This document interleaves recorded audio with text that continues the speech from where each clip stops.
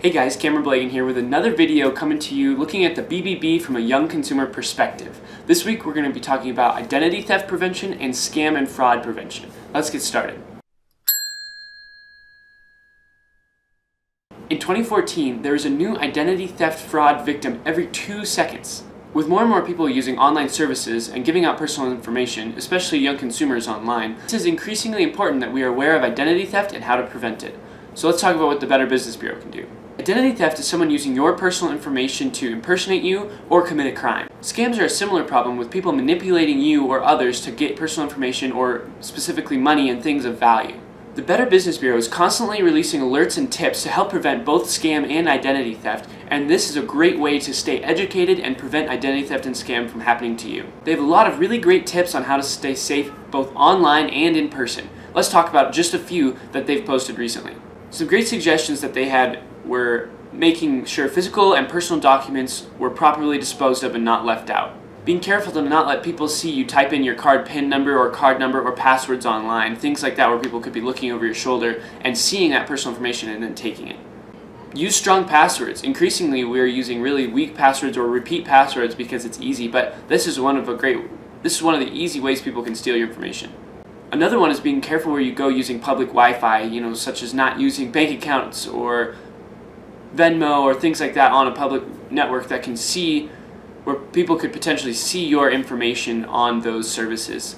And I know I'm guilty of this. Just the other day I was checking my bank account on some public Wi-Fi, and afterwards I realized, after reading through these Better Business Bureau tips, I realized that I really do need to be more careful about that, because that isn't something in the past, that is something that is still relevant and something we need to be careful of. So this is something that Better Business Bureau can do, is they release these tips and they can help you navigate this world of how to prevent identity theft and fraud and getting scammed.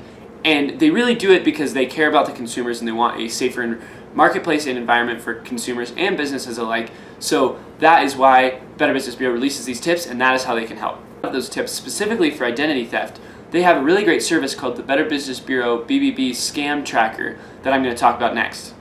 You can check out the Scam Tracker right now at bbb.org/scamtracker. It's a really awesome service, and I'd encourage you to use it at least once just to see how useful it can be in your life. The Scam Tracker tracks all active scams in the entire United States. You can click on any area and keep zooming in, and you'll see different scams and things that have been reported listed in your area. I was kind of skeptical of my area having any scams because I didn't really know of any, but there's 7 ongoing scams with thousands of dollars already lost. They have all that reported online, and it was really great. If I were to want to use one of the services in the area that was a part of this scam, I could check that website first, and then it would help me as a young consumer who didn't necessarily see that in the reviews be able to see that in these scam trackers and be safe when using those services.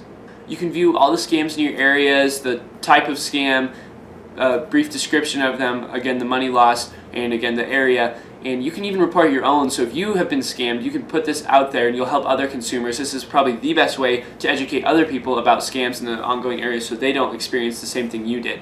And the Better Business Bureau is here, if it is an interaction with a business that has ties to the Better Business Bureau, to help you sort through anything that happened negatively and be there to have that customer business interaction if you do feel scammed by something that is Better Business Bureau accredited or associated with in some way.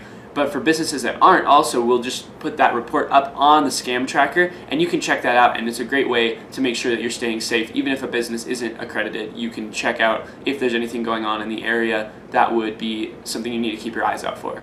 This has just been a real quick video on identity theft and scam prevention. If you guys have any questions, feel free to leave them in the comments. Make sure you subscribe to this video and our Torch Talk newsletter so you get all the updates on what I'm doing this summer. Just a couple weeks left of these videos, and I'm excited to tell you what else I find in the next few weeks. I have loved exploring the Better Business Bureau with you, and this week's been a great way to figure out how to stay safe from scams and identity theft, which are two often not talked about topics, but really relevant topics and things that can really destroy and things that can really hurt you if you aren't careful.